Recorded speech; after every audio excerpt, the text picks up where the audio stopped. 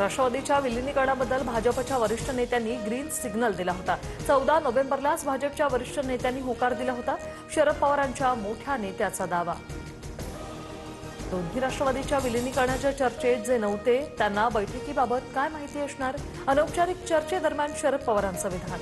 फडणवीसांना अप्रत्यक्ष टोला। भविष्यात दोन्ही राष्ट्रवादी एकत्रीकरणासाठी स्थानिक निवडणुका एकच चिन्हावर लढणं गरजेचं असं अजित पवार म्हणाले होते। हसन मुश्रीफांचं मोठं वक्तव्य। आता मात्र भाजपचंही मत विचारात घेणं गरजेचं असल्याची प्रतिक्रिया।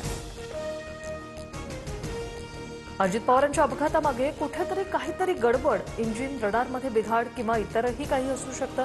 मंत्री छगन भुजबळ यांनी वर्तवलेल्या शंकेनं अनेकांच्या भुवया उंचावल्या।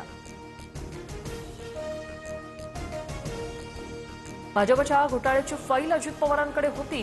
15 जानेवारीला आरोप केल्यानंतर 10 दिवसातच दादांचा मृत्यू कसा? राऊतांकडून चौकशीची मागणी।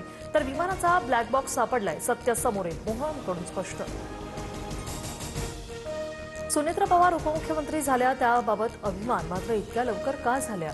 इतरांप्रमाणे माझ्याही मनात शंका। उदय सामंत यांचं वक्तव्य।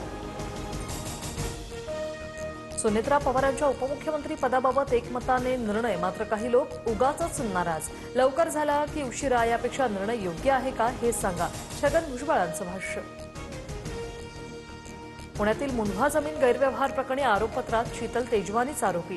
पार्थ पवार, दिग्विजय पाटलांची नावं गायब, तर न्याय निवडक असतो का? दमानी यांचा संतप्त सवाल।